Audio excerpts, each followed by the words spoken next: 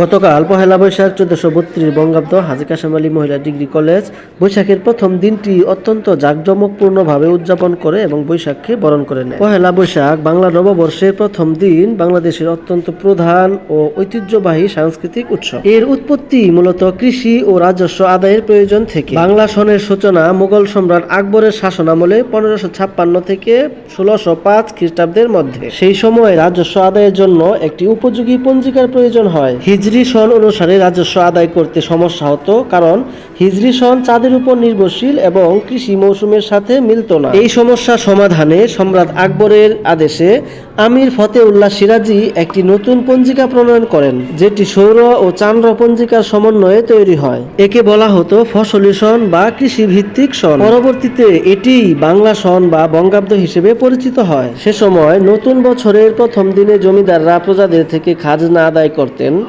এবং এর সঙ্গে থাকতো মেলা, গান বাজনা ও আপ্যায়নের আয়োজন। এটি ধীরে ধীরে একটি সামাজিক ও সাংস্কৃতিক উৎসবে পরিণত হয়। বর্তমানে পহেলা বৈশাখ শুধু কৃষি বা রাজস্ব আদায়ের দিন নয়, এটি বাঙালির জাতিগত পরিচয়ের অংশ হয়ে উঠেছে। ঢাকা বিশ্ববিদ্যালয়ের চারুকলা অনুষদে আয়োজন করা মঙ্গল শোভাযাত্রা 2016 খ্রিস্টাব্দে ইউনেস্কো কর্তৃক বিশ্ব সাংস্কৃতিক ঐতিহ্য হিসেবে স্বীকৃতি পায়।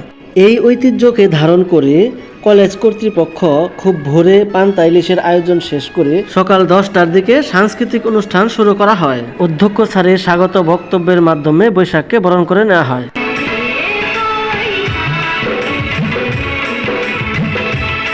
এ সময় শিক্ষক শিক্ষার্থীদের নাচে গানে পুরো ক্যাম্পাস আনন্দমুখরিত হয়ে ওঠে।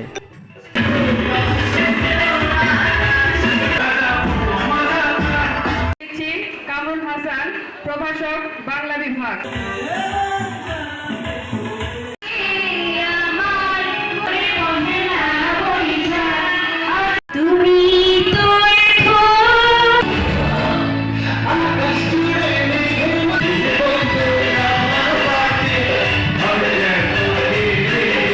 অনুষ্ঠানে অধ্যক্ষ মহোদয় একটি আধুনিক গান পরিবেশন করেন এবং ওনার সহধর্মিণী রাজিয়া সুলতানা ম্যাম একটি আবৃত্তি উপস্থাপন করেন।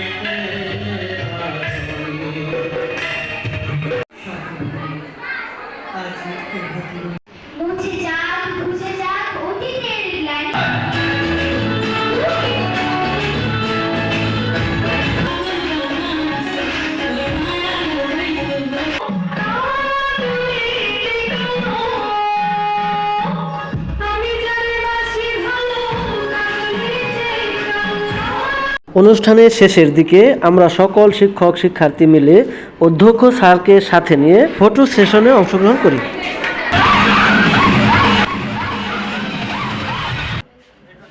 দুপুর 1:30 অধ্যক্ষ স্যার ব্যক্তিগত উদ্যোগে সকল শিক্ষক কর্মকর্তা কর্মচারীদের জন্য প্রীতিভোজের আয়োজন করেন এবং নিজে দাঁড়িয়ে থেকে খাবার ঠিকমতো পরিবেশন হচ্ছে কিনা সেটা তদারকি করেন। তো এই ছিল আমাদের কলেজের বৈশাখের আয়োজন। আজকের মতো এই পর্যন্ত। সকলের সুস্বাস্থ্য ও দীর্ঘায়ু কামনা করে আজকের মতো বিদায় নিচ্ছি। আল্লাহ হাফেজ।